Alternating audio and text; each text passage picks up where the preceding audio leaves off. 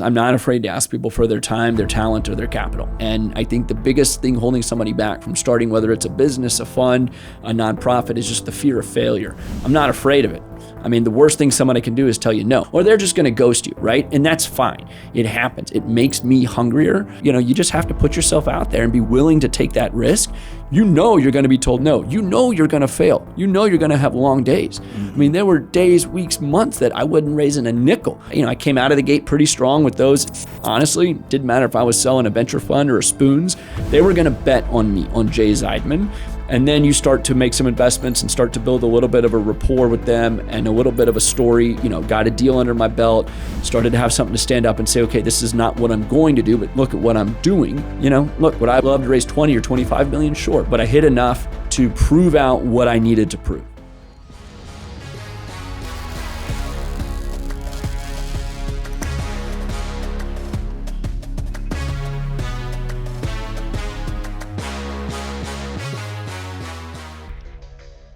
Welcome to Forging the Future. And today I'm sitting down with Jay Zeidman, managing partner for Altitude Ventures and chairman of the board for Houston First. Join us as we explore his journey from the White House to the helm of Altitude Ventures. We discuss the healthcare investment landscape and find out how he activates the city through the board service across Houston. Welcome to the show, Jay. Thanks, Chris. It's great to be here. Appreciate what you do for the city and highlighting all the great things and people that we have to show off. So it's an honor to be here. Thank you for coming. Is it Jay or Jay-Z? I was joking. I use Jay-Z a lot to disappoint people, but you got to use what you get in life. So I see we're rapping later in the show. I think that the audience will tune out after that part. Well, tell me a little bit about being a native Houstonian and how you went from college to working for President George Bush. That just sounds fascinating. I grew up in Houston, just down the street from here. Graduated from Lamar High School and went to undergrad at TCU. Was a proud Horned Frog, and actually that's really where I started getting very active. I was a firm believer in doing more in life than just going to work and going home or going to class and going home. And in college, I decided to run for student body president. I was successful. I won. I won because I put pictures of me and Beyonce around campus while everybody else wore pictures of suits. Jay-Z and Beyonce were just starting to date at the time. But really, that was my first entry into public service. And I grew up in a family. My father was very active in the community, both from a philanthropic and political perspective. And like any collegiate, effort, you're trying to find a summer internship. I had the opportunity to apply and go to work in Washington at the White House for President Bush, and was offered the opportunity to come back. And so graduated from TCU in 2005 with a double major. Thought I wanted to go into politics, so I did that and went to Washington in the summer of 2005 through the entire second term of President George W. Bush. I worked in what's called the Office of Public Liaison, which is an office charged with doing a lot of the political outreach to key constituency groups. It's an office that's been around for previous administrations, really since President Nixon, that still continues to this day, regardless of the political aisle that the president sits on. And it was an amazing experience being a 21-year-old walking in, regardless of your politics, to the White House every day. You feel this awesome responsibility of what that building means for the country and really, your place in being a small part of history. And so I was there at the height of the Iraq War and really got to work with a lot of amazing people. What I love about Washington is that no one's really from there. Everyone kind of comes, descends there for a handful of years, and then goes back. And obviously that ended in 2009 when President Bush was done. And I came back here to Texas following my service for 4 years. Must be pretty intimidating being 21 and walking around a place like Washington, D.C. and just all of the history, right? I'm a student of history. I love it. And obviously walking into what I think is really the most prominent building there, the 16 or 18 acres, which is the White House itself, the West Wing, the Eisenhower office building. Being from Texas, having a connection into the Bush family really meant a lot to me. And so I pinched myself every day I was there and was very fortunate to work with some of the smartest people in the world and really build and forge relationships that we'll talk about later, but that still continue to pay dividends today in my life. And so I was very grateful. Had the opportunity to work directly for Karl Rove, who was the president's senior advisor advisor, president's chief of staff, and a handful of other folks. And many of my friends, some have gone on to become members of Congress and senators. Some have gone off to start some amazing businesses, and others are still there. I decided to pull the ripcord and get out of politics professionally. You know, the thing about DC is it's very cyclical. So every 2 or 4 years, you're kind of looking for a new job. And so one of my mentors, someone who I really think highly of, said, look, I mean, do this while you're young, while you're in your 20s. You talk about walking around DC. It's like being an investment banker without making investment banking money. You work really crazy hours. You have a lot of fun, but it's really you're doing good and you're making an impact. And so that's what really inspired me to come back here to Texas and kind of pursue my path in my professional career in healthcare. So how do you go from politics and healthcare to being a venture capitalist? You know, healthcare is obviously one of the most regulated industries that there is. So I was able to really take my regulatory experience from Washington and all that I learned and come back here. I went to Rice, got my MBA, did the full-time program. It's an outstanding, entrepreneurship program. But actually, I didn't think I was going to go into venture capital. I really thought I was going to come back here and go into the energy business, because in 2009 and 10, that's kind of what you did. And it was really during that time I realized all my friends were 5, 6, 7 years ahead of me, had already started their careers in the oil and gas space. And so it didn't really excite me. It wasn't impactful. No offense to those in the oil and gas space. But I really wanted to do something that made an impact. And so while I was at Rice, I had the opportunity to sit on the investment fund and take some entrepreneurship classes and really expand my knowledge base. I did not have a business background. So going to Rice, not only was I able to take the finance and accounting classes, but I was able to take classes like entrepreneurship that taught me, about a world I didn't know. I mean, I kind of knew what politics was like, but I also was able to really use Rice and the network. And then I returned home to Houston and started getting very active in the community, which I know we'll talk about, to start to host events and organize for philanthropic and political efforts that were important to me. And that put me in a place to really make some meaningful relationships that, again, continue to pay off today. Well, what is Altitude Ventures' mission? I mean, what is your approach to healthcare then? So after business school, I went and did banking for a few years and then started a small business and had the opportunity to exit that. And actually one of my friends from the Bush administration called me and said, let's do something together. And so we got together and went and started a healthcare investment fund. The idea was to make meaningful investments in healthcare services businesses that are helping to change people's lives and really make an impact, and also, take investors' money and hope to generate good returns for that. So we're not charity. We are a true investment fund, and we do have a mission of focusing on value add investments, meaning that to us, really capital is secondary to what relationships can add to portfolio companies. And so the way we view investing is putting money to work and making sure that our Rolodex can add meaningful value to the companies, whether that's in relationships with hospital systems or insurance companies. It's the ability to pick up the phone, that's cliche in venture, right? To say, let me know how I can be helpful. I think we've prided ourselves on actually being helpful. That's hard to do when you have 30 or 40 companies. Altitude itself does not have the philosophy of what I call spray and pray.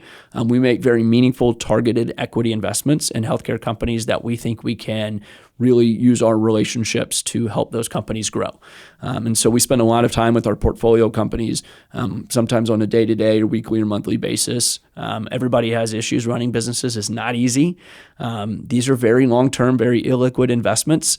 Venture capital is not for the faint of heart. And so I think, trying to break through that perception is probably another conversation of what venture really is. So I really think we're more of a private equity firm that sort of acts in the stage of venture. You skipped over it there, but you went from the MBA program at Rice, and then you went and started a startup. Yes. Was that a healthcare startup? Yes. I was selling medical devices for asthma and sleep apnea. Nothing super sexy. But again, I sort of sized up where a lot of my peers were. And a lot of them were working in the oil and gas or real estate space. I knew that A, it didn't really excite me, and B, it wasn't impactful for me. And so I didn't really know much about healthcare. I knew enough about the regulatory and the policy side, how to follow the rules. And so went and started this little business selling CPAP machines, bought a sleep lab, and really, hired some great people and built a nice little business around Texas, nothing too big, and had the opportunity to exit that. And so that was really my entree into healthcare. In addition to my philanthropic work, I sat on the board of Children's Memorial Hermann Hospital, which is a really amazing institution institution in Houston. I now sit on the UT Development Board. UT Health is another major healthcare institution here. And so, again, combining kind of those relationships and those experiences, I had the confidence that upon the exit of the business that I could go and start this fund, which is a story in and of itself. So was it intentional to learn more about running a business and a startup? And that's what you wanted to go and get that experience, and you specifically took healthcare to understand more about that industry? Yes. The advice I give young people these days is there's nothing more valuable than seeing how the sausage is made. I don't think you can learn a lot sitting behind a desk on a spreadsheet. I think you got to get out in the streets. You've got to learn what it means to make payroll, learn what it means to go and make a sale, to really run a business, the ups and downs. I mean, you've run a business for 20-something years. You've had a lot more downs probably than ups, right? The ups are amazing, but there's a lot of long, hard days. And so I think that that's experience that you can't learn in school, and you can really only learn kind of out there in the field. There's no better opportunity to do that than in an early stage company where you can see all facets of it. I'm advising a young man right now. He's like, I want to go be an investment banker. I'm like, why? Go join a startup. Like, take the risk. It's easy to take risk when you're younger, before you get married and have kids and have a mortgage and all this other stuff. I mean, so my advice to anybody is always take the risk, learn it, see how that, how companies really get built. There's nothing more valuable than that. Yeah, I 100% agree with you. Although with my path, I had a family and kids and did it anyway. But, it's still possible. But, definitely want to take that point in your career to explore, and you don't have all those responsibilities. Well, there's never, right, later. It's like there's never a good time. I mean, listen, I started my fund, Altitude, the same month I had my first kid. Yeah. So, I took a risk then too. Yeah. Well, I think a lot of people think that, like, there's a perfect time to have a kid or start a family or start a business. And it's like, there's really no perfect time, to do it. But I mean, there are maybe some better times, like you said, when you're younger. So that's interesting, because there are two school of thoughts, or at least two types of VCs and investors: those that are builder operators and have gone through the path and can identify with what a founder is going through and what they should prioritize, and then others that maybe came from an investment banking background that never really ran a company before and maybe are a little bit disconnected from what's going on behind the scenes. I mean, it sounds like you're more in the, hey, it's better to be an operator approach if you're going to be an I think investor. so. But, we have a great team at Altitude. I'm solo here in Houston. My partner and the rest of my team is in Nashville.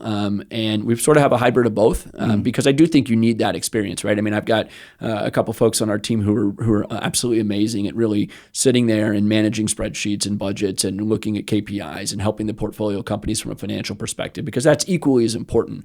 So you really have to kind of find your lane and focus on what you're good at, right? That's what's going to make you succeed. I mean, I think a lot of people run from their weaknesses. I know my weaknesses. I know what I'm good at and what I'm bad at. I try to really laser in on the good and make up for the bad with the right colleagues and team. And I think my partner and I have that approach. Interesting. So you had an exit from your first startup, and you decided, hey, I want to then proceed to be a venture capitalist. Tell me how that actually got started. So the truth is, I think some people start funds with a track record. I did not.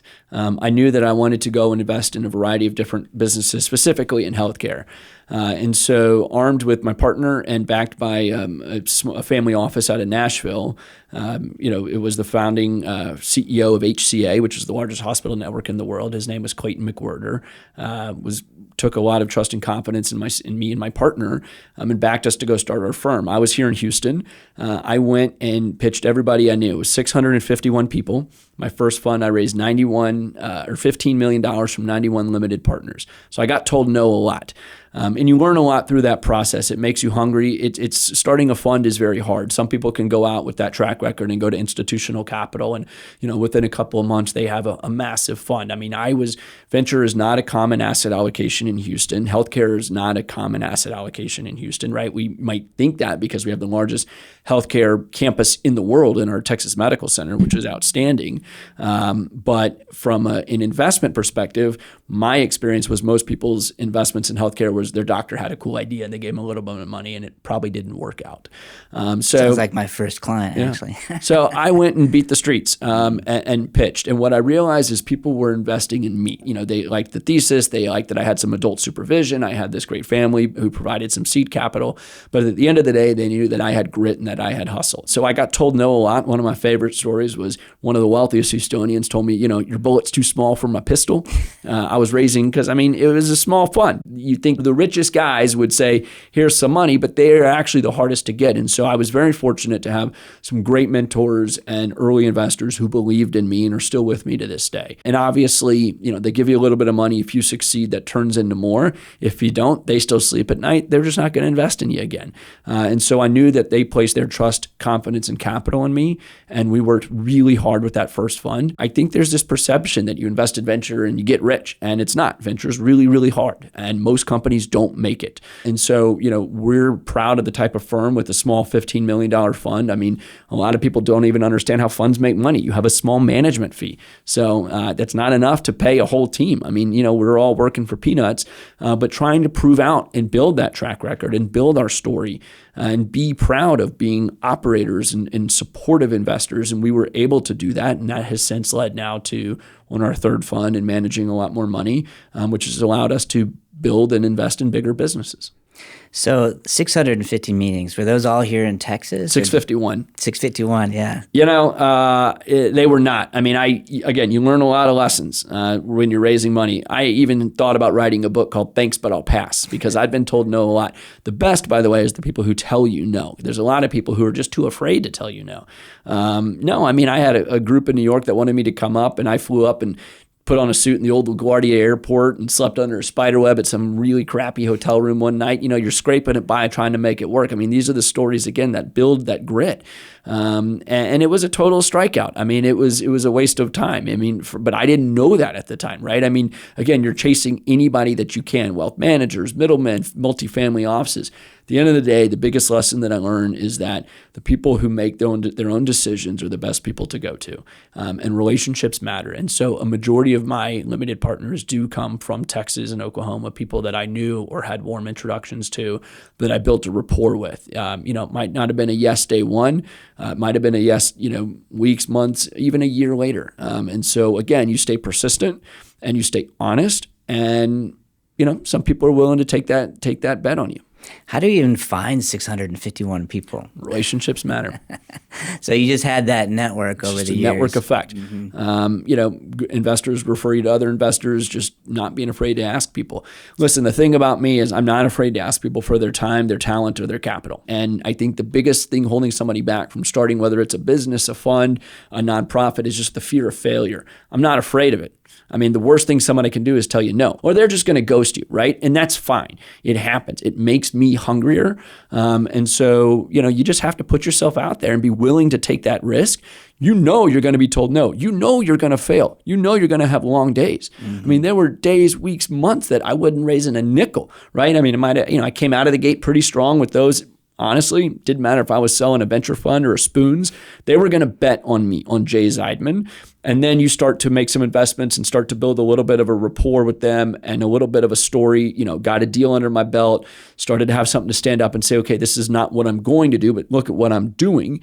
And from there, it really worked out. And, look, would I have loved to raise 20 or 25 million? Sure. But I hit enough to prove out what I needed to prove. And I believe we did that successfully. And that then led to several funds and other efforts later.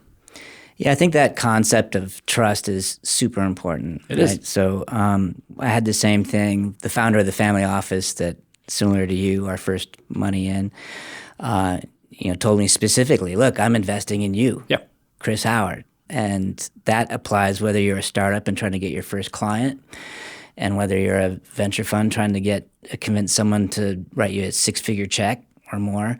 It's all about establishing that trust. Do I trust you with the money? Do I trust you with this project? Or I trust you with my job because I don't want to get fired because I hired you for this thing. So look, I think integrity and accountability matter. And I think having integrity is critical. I actually left when I exited my last business. It was because I really didn't like who I was in business with. And I left a lot of equity on the table because I was afraid of sacrificing my own integrity. That was the advice one of my mentors gave me, and I'm proud of that.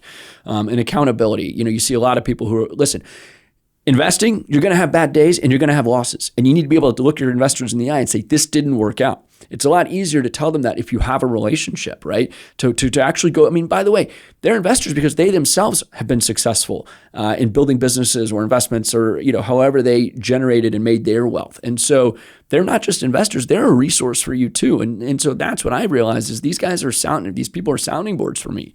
And so I've really enjoyed building those long-standing relationships with most of my investors.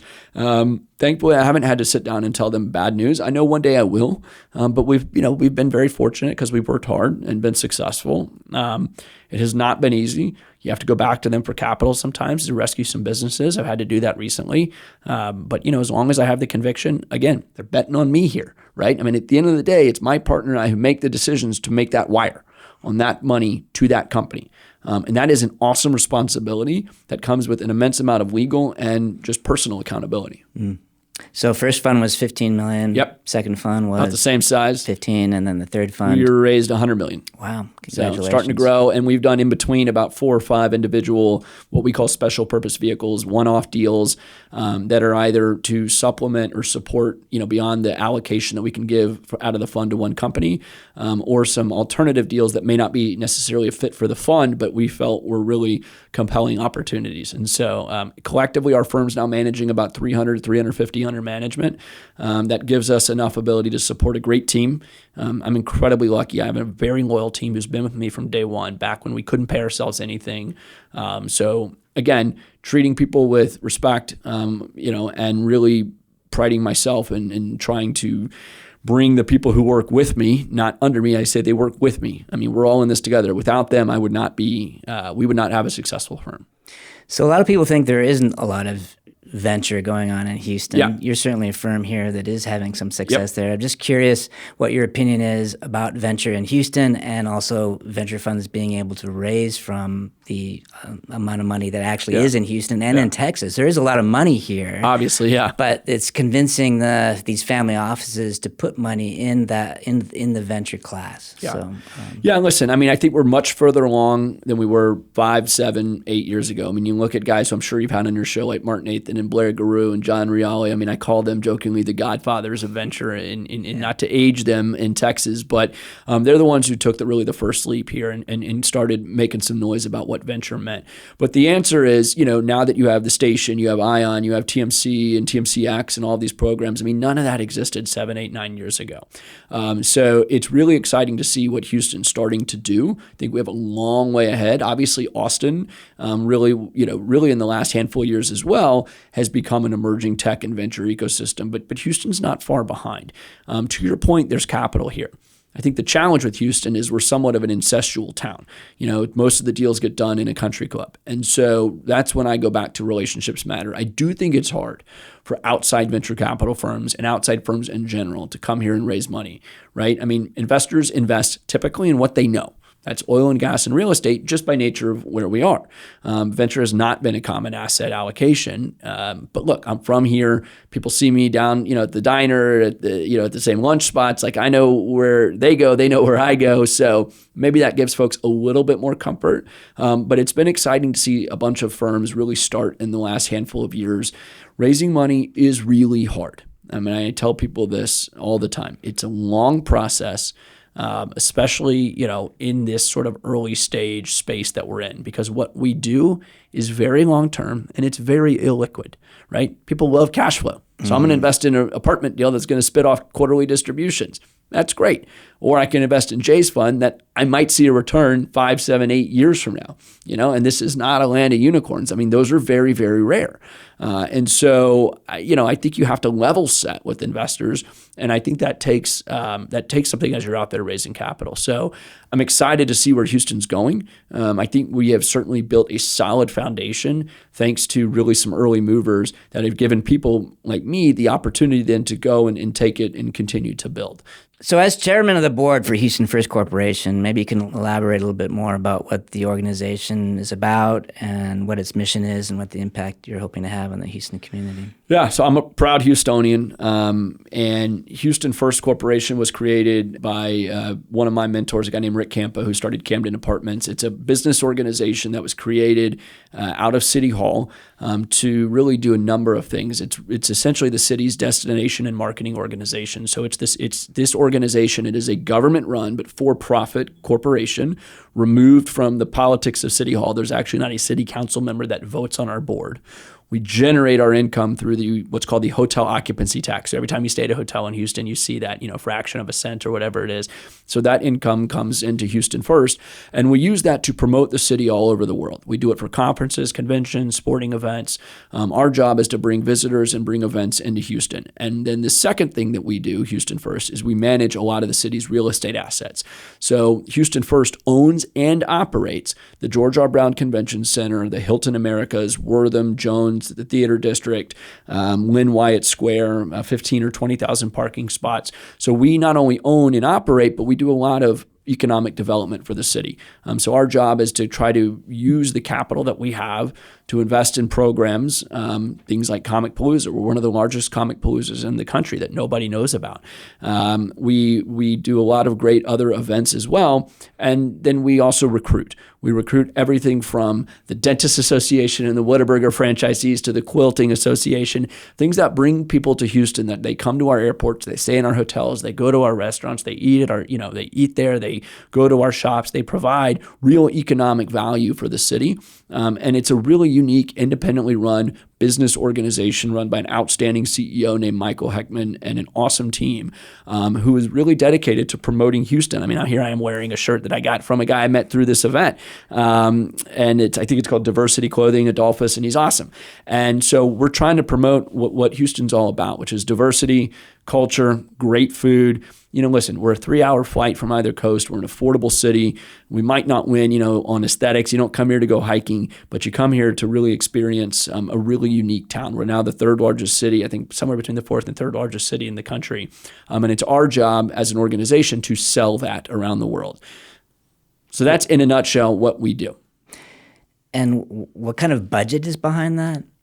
It's a pretty significant budget. So if you look at what we call assets under management, all the assets that I told you about, we manage about $2 billion worth. That's the Convention Center, Hilton Americas. We also own a lot of property. So where the Marriott Marquis is, you have to think that was just a parking lot, right? And so we had the ability and authority to issue tax incentives to stimulate economic development. That the developer is a great family here in Houston that built the Marriott Marquis, which has the lazy river in the shape of Texas. I highly recommend going to float that. I love that. But that hotel then gave us 2 anchor convention-style hotels, which therefore allowed us to land the Super Bowl in 2017. It was completed just before the Super Bowl. And so we were able to do that sort of work to stimulate the economic development and interest that will then attract larger events. And so our budget, during COVID, it was nothing, but we can generate hundreds of millions of dollars really through that hot tax revenue and through the event fees that come from our venues. So it's a very significant multi-billion-dollar organization. We serve at the pleasure of the mayor. So Mayor John Whitmire, who was just elected, asked me to come and serve as chairman. I was just sworn in a few weeks ago. Obviously, so was he. So I'm honored to serve him. We have a board that's appointed by the mayor, but we are independent of that political nature in the sense that we are a business organization, not a city-run entity that can go and do big things for the city of Houston.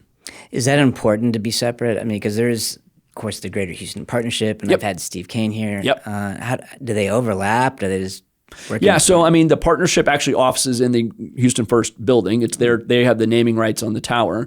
But the partnership focuses on commerce, right? They're trying to bring businesses to Houston. We're trying to bring visitation and events and conferences. So together, we're stronger. We work with the Houston Harris County Sports Authority, right? They obviously maintain. A lot of people don't know this. The county owns like NRG and the Toyota Center and Minute Maid Park, but we got to fill those. And so we work with all of our partners around the city to promote the city. If we want to win the World Baseball Classic, which we're trying to chase right now, the Sports Authority leads that effort, and Houston First will support that wholeheartedly. Houston First was involved in pursuing the World Cup. Chris Canetti, they did an amazing job. We landed several games. We'll have 30 days of activation here to watch the entire thing, and we'll get to host. So we love working with our partners. The hospitality industry is really our key partner. So working with hotel developers and hotel owners to package and sell everything from the Embassy Suites to the Marriott Marquis to the Four Seasons, so that we can go out and offer guests, a suite of rooms and lock down, massive amounts of hotel rooms so that we can bring big events to the city. So speaking of that, what projects are Houston First really currently undertaking to help promote the growth of Houston? We're about to undertake probably one of the most transformative projects that the city really has ever seen. John Whitmire, who is now mayor, when he was the state senator, passed a bill. It was a bipartisan piece of legislation to launch really the reimagination of the George R. Brown in greater downtown area. The George R. Brown's a pretty old facility. We did a facelift for the Super Bowl in 2017, but it's time to really modernize it and bring it to the convention center and area of today. And so we're excited to put that $2 billion to work. Our goal is to try to have a shovel in the ground next year. It is a top priority of Mayor Whitmire's. Therefore, it's the top priority of Houston First. And really what you'll see is the transformation of the convention center and the surrounding area. There's been some renderings and some drawings that will all be released soon. But really, if you imagine standing on the Avenida right now, you have Minute Maid Park, and it kind of dead ends into the parking garage of the Hilton Americas. So we want to remove that and open up into a lot of that land, which right now is kind of no man's land. That will activate more around the Toyota Tundra Center, bring more programming, bring more private development, but also completely renovate the convention center, not just from the front, but from the back. Typically, you don't walk around the backside of the George R. Brown. Underneath that bridge, you don't go there. We want to make that. We want to activate it with lights, art, installations, and really make that entree and connect East Downtown into the convention center. And so I think that Houstonians will be incredibly excited to see as we start working over the next year and releasing what that's going to look like, really a transformation. It needs to be more livable, walkable, breathable space.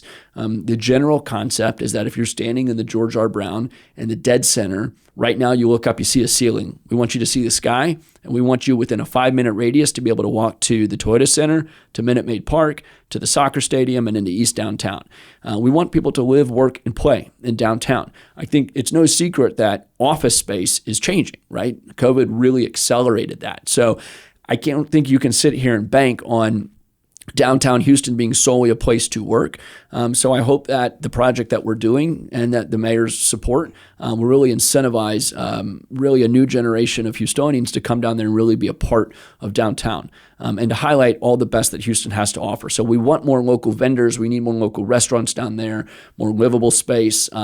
But Houston's really becoming a park city. I know it can be hot, so we need to make our parks, adjustable. I mean, look what they did with Memorial Park. Now it's an amazing place. Emancipation Park, I've been sitting on their board. I mean, that was, it really wasn't a place you wanted to go. And 4 or 5 years ago, now it's an absolutely first-class facility. So Discovery Green will want to build on the success that they've had and really take that through the convention center, literally through it, into downtown. And then lastly, and this is going to be more of a 10-year plus project, but the Texas Department of Transportation has publicly announced plans to depress Highway 59, probably be a bit of a traffic jam for a while, but that will allow us, you mentioned Dallas, to compete with Dallas. If you think about their downtown, they have a cement cap with grass over their main hub downtown. So we want to be able to beat that and really, again, try to connect East Downtown into really our part of downtown where the convention center is. So it will look totally different. I do think that in the next, call it 3 to 4 years, you'll see that transformation really be mostly complete. I think that's been part of Houston's secret sauce is the lack of zoning, but the ability to regentrify areas that get run down and people say, hey, why don't we build something new here? You look at, like you said, East Downtown, Edo. That's been a big transition. Trying to transition the city from a commuter city to a livable city. That's a whole nother thing. I think you're exactly right. We're not going to be coming downtown to use office space. How do we get people to move downtown and actually live down there? Yeah, and I really credit, Mayor Whitmire and then Senator Whitmire to pass this legislation because now under his leadership, we can actually go and get this done. It's exciting. Yeah, we're thrilled. We're really excited about it. It's an outstanding organization that plays a really pivotal role in the city. We also are a major funder of the Houston arts scene, so we are one of the largest financial providers for Wortham and for the ballet and for a lot of other great efforts. We do a lot to recruit more film, commercial and film here. That's a big priority of ours as well. Again, this is a great economic environment. We're in a great economic state, and so the incentives are there. So we've got to do a better job, and we've got the team to do it, to really get aggressive and go out and try to recruit more arts and entertainment to come to Houston. So I always joke about there's not enough hours in the day or the night. It sounds like you figured that out somehow. I want to know your secret, because you actually do a lot of different things. And then you also do a lot of community service, which I'm inspired by personally. I feel like I haven't checked that box very much at all. Is there some way we can inspire more people to do what you're doing in the community? I mean, how do you get involved? Yeah, I mean, listen, getting involved is simple as showing up, asking what you can do to help. No one really asked me to do this stuff. I just show up. I start sending out emails. I start telling people I'm going to be present and offering to do things. If it's a charitable organization, find what your passion is. Offer, just cold call. Every charity needs help. Whether they're big or small, get your group of friends together, start in a room of 5 people. I mean, it doesn't matter how you start. It just matters that you have the persistence and the tenacity to keep doing it and to be accountable. So if you're going to tell someone you're going to do something, you do it. I am just wired to go. I mean, but I have an 8 and 5-year-old. I have a great wife. I mean, I'm a very present dad. Talk about entrepreneurship. The joy of working for yourself is that you do get a lot of flexibility in your life. I don't have a corporate job that requires me to be at a desk. I'm out on the streets. I'm on my phone all the time. And I am a firm believer that you build relationships not just in a boardroom, but really out in the community. The people I have met through being philanthropically involved, I mean, go look at the boards of the Texas Health Medical Center institutions and a lot of these charities. I mean, these are people that you want to be in the room with. These are people that have invested with me or I've done business with, and also have become great people and great friends because they also share a passion for doing good. And so my advice to young people is there's more to life than just going home and going to work. I think a lot of people, and I rightfully understand, chase a salary, right? There's nothing more important than making a living. But if you follow your passion, the money will come. And so that's just what I believe. I've sacrificed a lot, both from a financial perspective and time, but it's really it's paid off, and it gives me great joy to see the impact. I mean, I'm 40 years old, and I'm the chairman of the board of this great organization. The previous chairs were 20, 30, 40 years older than me. So, that's not a testament to anything other than I've just worked my ass off. And I think that, hard work pays off, and you're going to fail in a lot of things you do, and that's okay. And so, I'm just not afraid of that. So my advice to anybody is be active, get involved, be vocal, show up. There's this saying like in the room, in the deal. So if you're not in the room, you're not going to be in the deal. So figure out ways to put yourself in the room. It's really not that hard. Life is about relationships. Okay. It's about who you know, not what you know. And just be accountable and, just be honest and do things with integrity and with pride, and it'll all work out. I love that. I mean, I think you hit on all the points, and then, basically give first. Right? Yeah. You're giving your time first, and, the rest actually works out. Life's not about quid pro quo. You don't give to get, right? One of the best books, it's one of the easiest reads ever, is The Go-Giver, right? Give, because at some point, something's going to give back. You never know when, you never know how, but it'll happen. And so I've just lived my life that way, and have put myself in a position to do it. And by the way, I still do it. I grind every day. Anybody who emails me, I'll meet. I'm no better than anybody else. I'll meet, have coffee. I think that's, you have to kind of lose that arrogance in life. And that's unfortunate to see people who are too busy. We're all busy. Everyone's busy. Everyone's got their own different version of busy. I think it's demeaning when somebody says, well, I'm too busy. I got a lot going on. You do too. So you just make time for what's a priority in your life, and you go.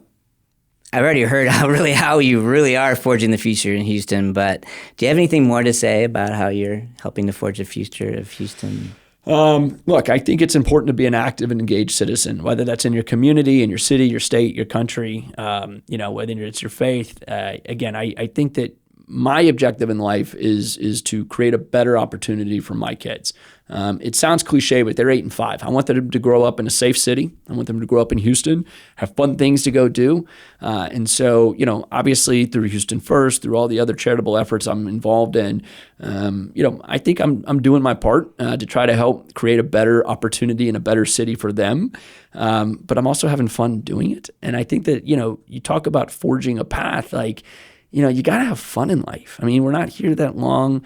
And so my advice to everybody is just get involved, be active, show up, and have some fun. And whether that's improving one organization, one charitable effort, whether it's volunteering, whether it's taking a risk on yourself. I mean, look, there's nobody I'd rather bet on than me. That's my advice to everybody. It doesn't really answer your question, but all of that is now allowing me the opportunity to do some big things for the city of Houston. And so I'm excited, honestly, not about the next 20 years. I'm excited about the next 2 to 4 years for this city. I think what the project we're about to do, the reimagination of downtown, and the work I'm doing at my firm, and just all the other efforts I'm doing, I think I'm making a little bit of an impact and chipping away, and I hope that it inspires others the way I've been inspired by many others who've come before me, and to carry that torch. I mean, that's our responsibility, and so there's nothing more important than that. And I'm excited about it. I love my city. It's good food, good times. It's a great place to live, and really thrilled to see what the future has in store. Well, we appreciate all you're doing for Houston. Sounds like you're the right guy, I feel myself inspired just by your story. And thank you for coming on the podcast and sharing that journey. I'm looking forward to the next 2 to 4 years as well.